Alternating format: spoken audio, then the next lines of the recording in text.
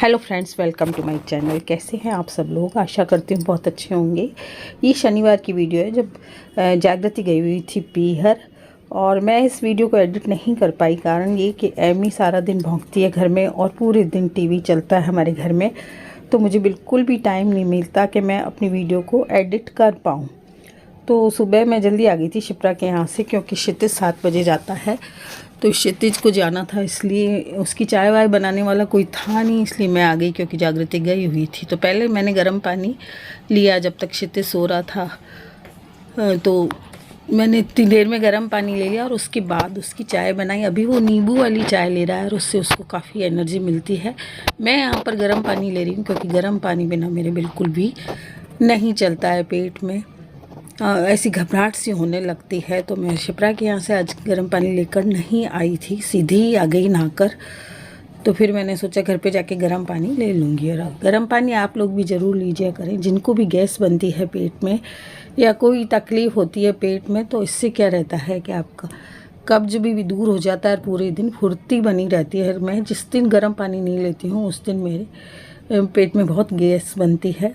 तो मैं कई बार बाद में भी ले लेती हूँ, चाय पीने के बाद भी गर्म पानी ले लेती हूँ। तो यहाँ पर मैं अब बनाऊँगी नींबू वाली चाय, और मास्टर जी भी कह रहे हैं कि मुझे भी नींबू वाली चाय दे देना। और नींबू वाली चाय से भी काफ़ी एनर्जी बनी रहती है। चाहे तो आप इसमें शहद डाल सकते हैं, मैंने शहद नहीं डाला, केवल चाय की पत्ती पानी में उबाली और फिर नींबू का रस डाल दिया। तो क्षितिज को बहुत अच्छी लगती है ये चाय, और वो मतलब जब उसको वेट कम करना होता है अपना, तो फिर वो ऐसी वाली चाय शुरू कर देता है। तो ये वाली चाय मैं बना रही हूँ, और नींबू को पहले मैं धोऊंगी और उसके बाद उसके बीज निकाल के और उसको निचोड़ दूंगी कप में ही, और फिर चाय की पत्ती वाला जो पानी है उबला हुआ उसको इसमें डाल के मिला दूंगी और दोनों को इनको दे दूंगी, क्योंकि ये भी बोल रहे हैं कि मुझे भी नींबू वाली चाय दे दो। तो आप भी ज़रूर लेके देखिएगा, इससे काफ़ी एनर्जी रहती है, जुकाम वगैरह भी नहीं लगता। क्षितिज को हमेशा जुकाम रहता था, लेकिन इस चाय से उसके ठीक रहने लगा। तो ये चाय मैंने बनाई और दोनों को दी, और उसके बाद मैंने अपनी चाय बनाई, क्योंकि मैं तो दूध वाली चाय ही लेती हूँ। कई बार ये चाय भी ले लेती हूँ, लेकिन गर्म पानी ले चुकी हूँ तो फिर मेरे से ये चाय नहीं पी जाती है, क्योंकि पानी ज़्यादा हो जाता है। तो फिर एक गिलास तो गर्म पानी ले चुकी हूँ और फिर ये नींबू वाला लूँ, तो इसलिए मैंने ये नहीं लिया और मैंने अपनी चाय अलग बनाई। तो क्योंकि मेरा मतलब दूध वाली चाय के बिना सिर दुखने लगता है, तो फिर मैं तो एक बार दूध वाली चाय ही लेती हूँ। तो अब मैं बनाऊँगी अपनी चाय, इन दोनों को चाय देकर, और मैं अपनी चाय बनाऊँगी। और इसमें बिल्कुल थोड़ी सी चीनी डालती हूँ अपनी चाय में, क्योंकि डायबिटीज़ है। तो कई बार तो बिल्कुल ही फीकी पीती हूँ, जागृति मेरे लिए फीकी बनाती है।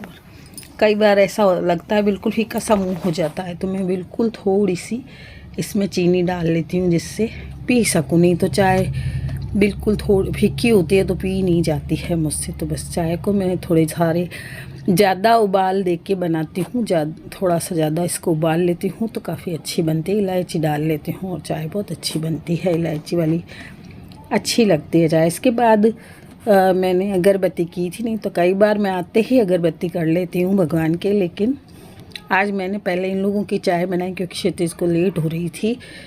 तो फिर क्षितिज के जाने के बाद मैंने अपनी अगरबत्ती की, और हनुमान चालीसा भी करती हूँ मैं, लेकिन उसकी मैं क्लिप नहीं बना पाई।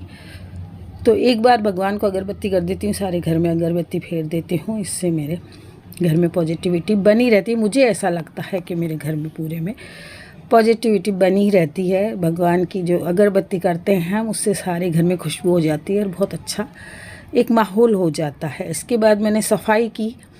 मैंने भी हाउस हेल्पर की बात की है हमारे पड़ोस में, देखते हैं अगर वो आ जाती है तो अच्छा है, क्योंकि अभी मुझे काफ़ी महीने भर से काफ़ी परेशानी रही।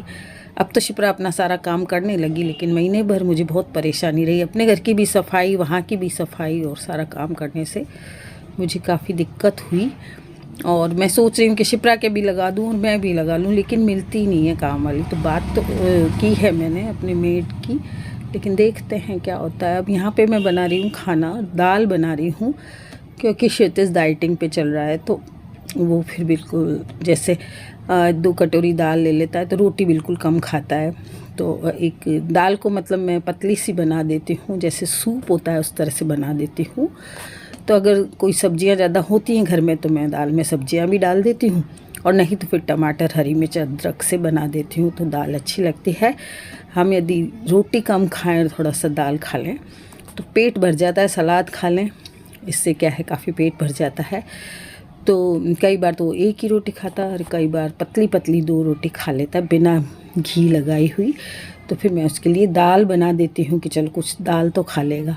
सलाद काट देती हूँ। माँ हूँ तो ऐसा लगता है ये भी खा ले, वो भी खा ले, तो इसका पेट कैसे भर जाए। तो वो मेरी कई बार कहता है कि मम्मी इतना सारा खिला देती हो आप, सलाद वगैरह ज़्यादा काट देती हूँ तो फिर उसकी थाली भर जाती है। तो वो कहता है कि मम्मी आप मेरे को डाइटिंग तो करने ही नहीं देती हो।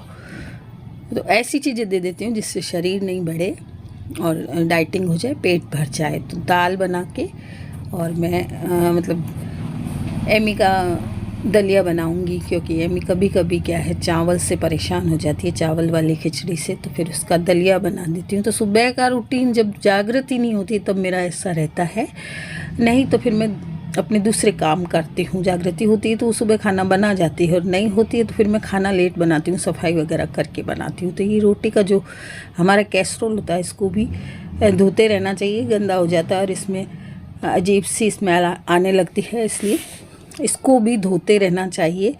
तो जब हम तवा वगैरह धोते हैं, चक्के बेलन धोते हैं, तो इसको भी धो लें, या फिर खाना बनाने से पहले, रोटियां बनाने से पहले इसको धो के ज़रूर रखें। और इसमें चाहे तो आप बिछाने वाले कपड़े बना लें घर पे ही, जिससे वो धुलते रहें, और नहीं तो फिर इसमें अलग से जो आप बिछाती हैं वो बिछा लें नीचे रोटी के।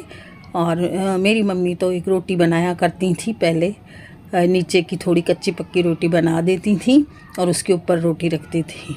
तो पहली रोटी वैसे भी गाय की बनती है, तो मैं तो पहली रोटी बना देती हूँ, चाहे उसको मैं दे नहीं पाती हूँ एकदम गाय को, लेकिन सबसे पहले मैं एक रोटी गाय की बनाती हूँ, उसके बाद ही सारी रोटी बनाती हूँ। तो बस यहाँ थोड़ी सी सफाई कर ली, और सफाई करने के बाद ही मेरे से काम होता है। तो जब तक थोड़ी सी भी गंदी होती है ना स्लैब किचन की, तो फिर मेरे से खाना नहीं बनता है। तो यहाँ पे बन रहा है दलिया, और दाल को मैं अब मसाले डाल के और इसमें छौंक लगा दूँगी। तो इस टाइम दूध वाला आता है, तो मैं उसी को देख रही थी, क्योंकि मुझे मास्टर जी दिख रहे नहीं थे, वो बिना कहे इधर उधर चले जाते हैं। तो फिर दूध वाले की मुझे टेंशन रहती है। 2 दूध लेने पड़ते हैं, शिप्रा का भी मेरा भी। तो मतलब आ तो गया है दूध वाला, और ये शायद छत में है तो ले लेंगे अभी दूध। तो मैं पहले दाल को तैयार कर देती हूँ और उसके बाद मैं बनाऊँगी रोटी।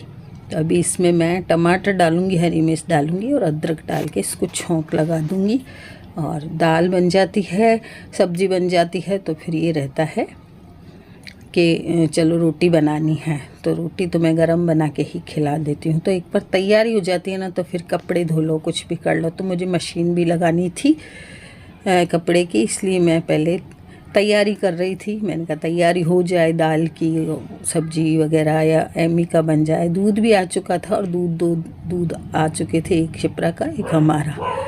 तो बस दूध गरम करूँगी और दलिया बन चुका है, छौंक लगा दूँगी, और उसके बाद मैं रोटी बनाऊँगी। तो यही कह रही थी कि बस सुबह के काम बहुत होते हैं, क्योंकि सुबह हमें ज़्यादा काम करना पड़ता है। नहाने धोने का भी काम रहता है, तो सफाई का काम भी रहता है, कपड़े का भी काम रहता है। शाम को काम बहुत कम होते हैं, लेकिन सुबह का काम हर महिला के लिए बहुत ज़्यादा होता है। कि आप लोगों के तो छोटे छोटे बच्चे भी होंगे, तो उनके टिफ़िन भी बनाने पड़ते हैं। और मैं भी वैसे टिफ़िन भी बना आती हूँ, शिप्रा का आज बना के नहीं, क्योंकि वो छुट्टी में है, उसकी थोड़ा बुखार हो गया था, तो शिप्रा छुट्टी में थी। तो आज उसका टिफ़िन तो नहीं बनाया, बाद में खाना वाना वो ठीक हो जाती है तो बना लेती है, नहीं तो फिर मैं जाके उसका पता कर लेती हूँ। ठीक होती है तो ठीक है, नहीं तो फिर मैं खाना भी उसका बना के आ जाती हूँ। तो फिर बस वो सो रही है अभी, इतनी देर में मैंने कहा ये काम कर लेती हूँ आकर। और मैं इसमें वॉइस ओवर कर रही हूँ, क्योंकि एमी बहुत भौंक रही थी, तो बहुत ज़्यादा आवाज़ आ गई उसकी। तो एक वीडियो आप मांग रहे थे बहुत दिनों से, तो वो इस वीडियो से पहले आ चुकी होगी। दिवाली को हम कैसे कम खर्चे में मनाएं, ये वाली वीडियो मैंने बनाई है, और वो मैंने पहले अपलोड कर दी। ये मेरी मतलब एडिट नहीं हुई थी, तो मैं इस वीडियो को डाल नहीं सकी, और इसके बाद जो वीडियो बनी वो मैं डाल चुकी हूँ। तो उस वीडियो को ज़रूर देखिएगा, कि छोटे छोटे उसमें मैंने टिप्स दिए हैं कि हम कम खर्चे में दिवाली कैसे मना सकते हैं। मतलब बना के तो मैं कोई चीज़ नहीं दिखा सकती आपको, लेकिन मैं आइडियाज़ दे सकती हूँ, और जो भी आइडियाज़ आप मांगते हैं वो मैं बैठ के आपको बोल के बता दिया करूँगी। तो वीडियो को ज़रूर देखिएगा, उस वीडियो को भी देखिएगा और इसको भी देखिएगा, और जो कोई सवाल